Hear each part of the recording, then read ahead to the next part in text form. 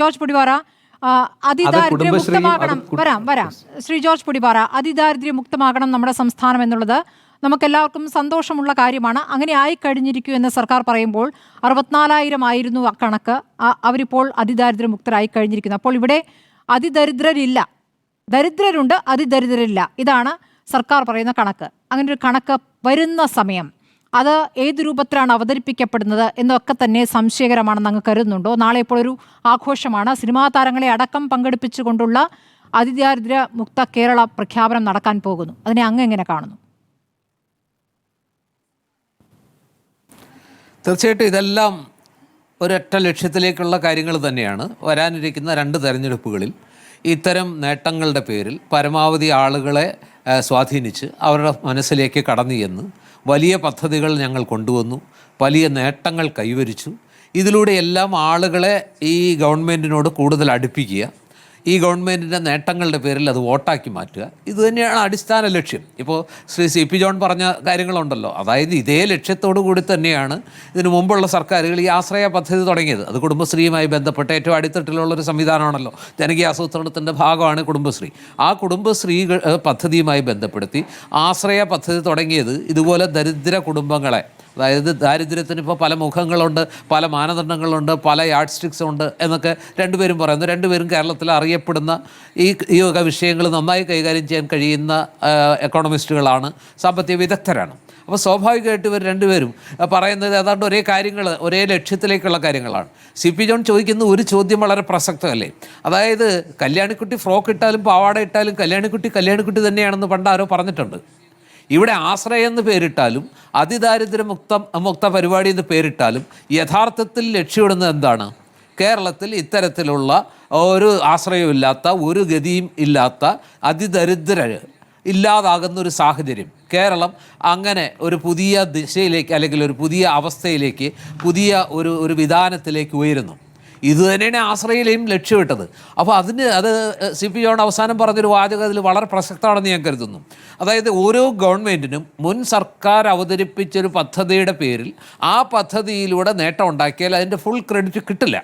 അപ്പോൾ സ്വാഭാവികമായിട്ടും അതൊരു പുതിയ പദ്ധതിയായിട്ട് അവതരിപ്പിച്ച്, പഴയ വീഞ്ഞ് പുതിയ കുപ്പിയിൽ അവതരിപ്പിച്ച് ആ കുപ്പിയിൽ കാര്യങ്ങൾ നടത്തിയെടുത്തു എന്ന് പറയുമ്പോൾ അതിൻ്റെ ഫുൾ ക്രെഡിറ്റ് പൂർണ്ണമായിട്ടും അതിൻ്റെ നേട്ടം, അതിൻ്റെ ഒരു ക്രെഡിറ്റ് മുഴുവൻ ഈ സർക്കാരിന് വരും. ഇതാണോ യഥാർത്ഥത്തിൽ സർക്കാരുകൾ ചെയ്യേണ്ടത്? സർക്കാരുകൾ എന്ന് പറയുന്നത് ഒരു കണ്ടിന്യൂവേഷനാണ്.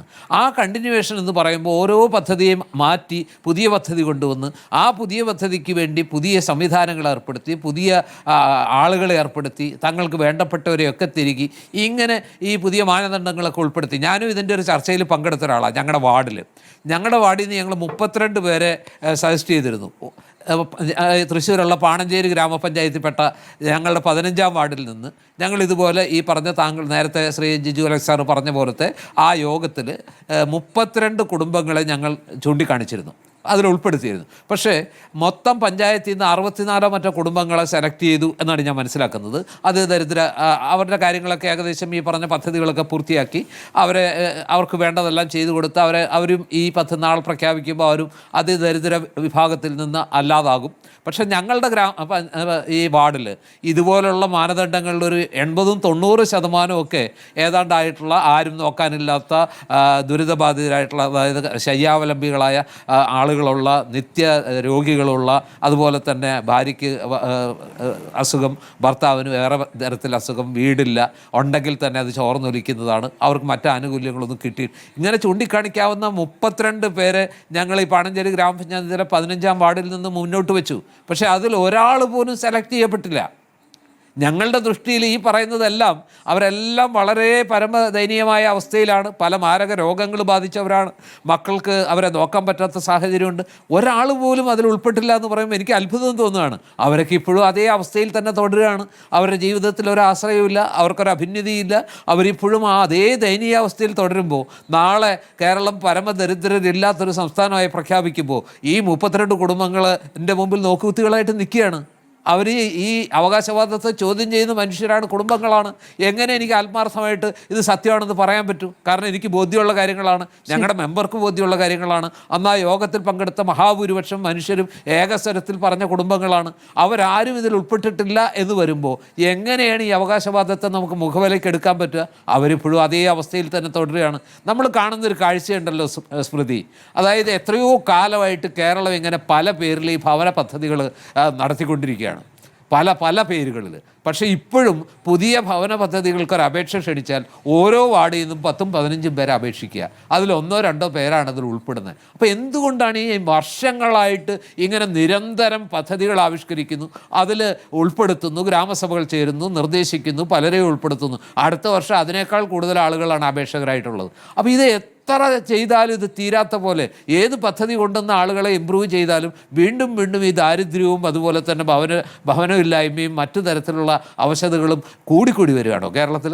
ഞാനൊരു പ്രായോഗിക ഒരു പ്രശ്നമാണ് ചൂണ്ടിക്കാണിക്കുന്നത്. എൻ്റെ കൺമുമ്പിൽ കാണുന്ന, ഞാൻ അനുഭവിക്കുന്ന, ഞാൻ കൂടി കണ്ടുകൊണ്ടിരിക്കുന്ന, നിരന്തരം കണ്ടുകൊണ്ടിരിക്കുന്ന ഒരു കാര്യമാണ് പ്ലാനിംഗ് ബോർഡ് മെമ്പർമാരായിരുന്ന ഈ 2 പേരോടും ചോദിക്കുന്നത്. അപ്പോൾ എവിടെ പോകുന്നു ഈ പണം മുഴുവൻ?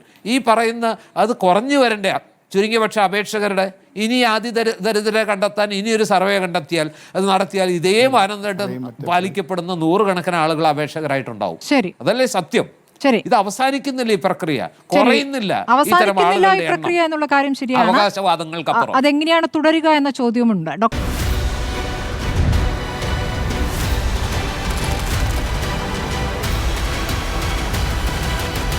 ഡിബേറ്റ് വിത്ത് സ്മൃതി പരുത്തിക്കാട്.